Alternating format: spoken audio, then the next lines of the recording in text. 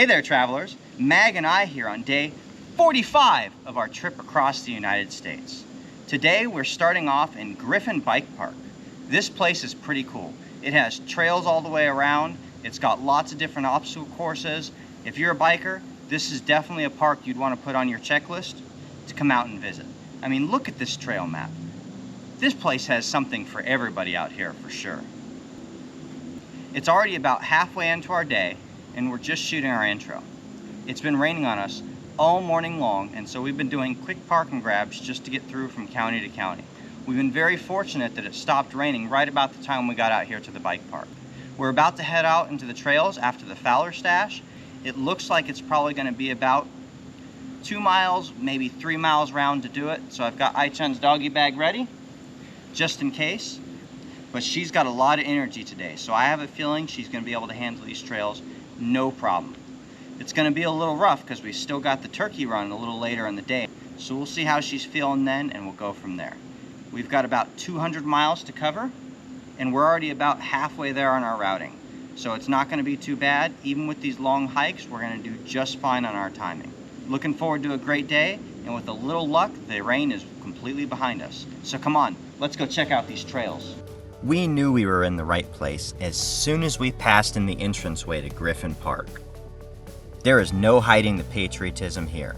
The showing for our troops is on full display in every direction you look.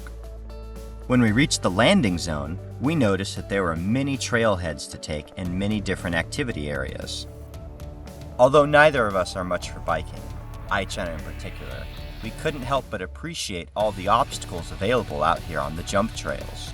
And it was easy to tell that this place hosted quite a few events given the stage area they had. No matter which trailhead you took, the warriors were there to see you off. I appreciate all branches of service, but the Semper Fi gets me the most. To get out to the turkey run stash, you have to take the Freedom Trail from the landing zone. This is also the same trail as the Striker 1 trail, so set off on either one to get to your destination. And of course, you can always stop to appreciate the viewpoints along the way. There were certainly quite a lot of those to choose from too.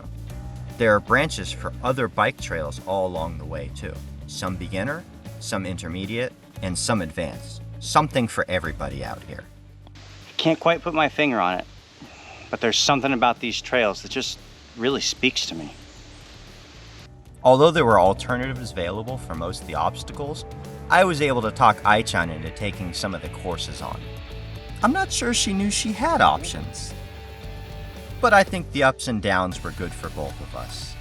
It gave us each a chance to stretch our legs a bit. The Freedom Trail actually followed the course of the river the entire way to the oldest. You just couldn't see it most of the way. When we reached this pond, we knew we were getting close to our destination. It's just a little further from here. Come on, Ai-chan. The GPS says only 10 feet away. Let's have a good look right around here. And there it is, the prize we came out here for. Yes! Oh yeah, there's something always satisfying about finding the old ones like this. Oorah! After that wild hike in Griffin Park, we were ready to take it a little easier in Terre Haute. We made a beeline straight for the courthouse. As I've been discovering along the way, adventure labs make a great complement to the earth caches and virtuals in an area, if done right. So we used the adventure labs here to delve a little bit deeper into the statues and the history of the area. And of course, we also used them as a guidepost to find a lot of the local murals and artworks in town. And Terre Haute had quite a bit of that to offer. I'm a really big fan of maps, so I loved seeing this big map fanned out in front of me. These folks didn't look too happy to be canoeing, but this dog looked more than happy to be hanging out on this wall. He had a perfect viewpoint to stare across the street at this piece of artwork directly in front of the library. I'm not quite as used to seeing memorials and statues in front of police stations, but the Terre Haute Police Department had quite a display here as well. You'd be forgiven for thinking this was a statue of Ai-chan and I. It'd only be fair after all. We wrapped up all of our targets in town and then took the gateway out, Next stop, Clinton. So the funny thing is, we actually came to Clinton to visit the coal fountain, but when we saw the neighbor's house next door, we just had to make a stop. We were really lucky because he was home too, and came out to give us a tour of everything that he'd built. Every single statue you see here was hand-welded from scrap metal that he'd collected over many years. His home reminded me a lot of muck opulence. Unfortunately, his neighbors didn't seem to appreciate it, so he made sure to let them know what he thought. The level of creativity behind something like this is just beyond my comprehension. Although I consider myself an artist in no way, shape, or form, I can definitely appreciate somebody who is. And the amount of time and effort it takes to bring creations like this into the world.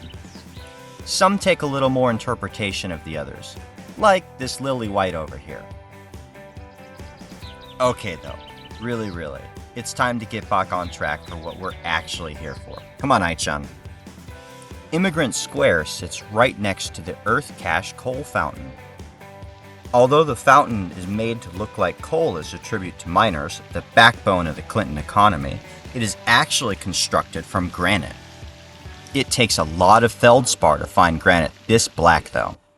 Do my eyes deceive me? What does that sign say? It's important not to speed in the town of Clinton. They're very serious about you not going over 29 miles an hour. You hit 30, boy, you're done for. So we took it nice and slow through Clinton for the last few things we wanted to see. These women soaking under the fountain were a sure sign of things to come. And then we crossed the bridge out on our way to Turkey Stash. But we'll go ahead and save that adventure for another time. When we finished up our wild adventure at Turkey Run State Park, we had the opportunity to head over to Purdue University. Per his wishes, John Purdue is buried right there on the campus grounds too. Every single thing I saw on campus made me want to stop and stay longer. And I have a soft spot in my heart for Purdue. When I was working on my online degree programs, I was heavily reliant on the OWL at Purdue. That is the online writing lab, and they give you all the citation styles for APA and MLA. That made all the difference for me. Unfortunately, parking on campus is kind of tough, so we didn't get to stay too terribly long. We made one last detour out to go see Carroll County. Unfortunately, with the light fading through the day, my cameras didn't capture the normally smooth footage they would have otherwise. But we couldn't help but to appreciate the views nevertheless. And the fact that we got to see not one, but 2 suspension bridges today. Not something I would have anticipated. This bridge is extra fun because it's extra bouncy. Oh, dangerous game I'm playing here. And then that was it. Another day comes to an end. And what a beautiful sunset after all that rain we had. Time for our last stop at the Battlefield Memorial of Tippecanoe. What a great place to end the day. Well, travelers, that marks the end to another day spent on the road. Today did not turn out the way we thought it would. We had a wet morning, and we thought that was going to be the end of it when the skies cleared up in the afternoon, but oh, we could not have been more wrong. When we got out near the wild turkey stash, the sky opened up and started coming down on us. We really had 2 choices at that point. Cut out on the state's oldest and say, now it's not going to happen today? Not an option. Or get out there on the trails and soak through it. And soak through it we did, and it was a splash-tastic time. We were drenched to the bone by the time we got to the oldest cache in Indiana, and then we continued along the trails. The best part by far was after we crossed the suspension bridge and got to the punch bowl. The trail was completely flooded from the rain, and we had quite the adventure getting up to that spot. After that, Ai-chan was ready for a nap. We got back to the car, I let her dry out, and this is the first time that she's wanted to get out. Rainy days like today happen. We're going to keep caching, rain or shine, and if the weather's not in our favor, we'll adapt and overcome. That's what we do. We appreciate you continuing to tune into our journey. We're really enjoying this trip across the United States, and we hope you are too. We also hope that you're finding some great places that you might want to come see one day. We have our Day 45 video, and if you click right there, you can see our adventure in Turkey Run State Park as well. Enjoy. Like this video, subscribe to this channel for daily updates, and we'll see you out on the trail.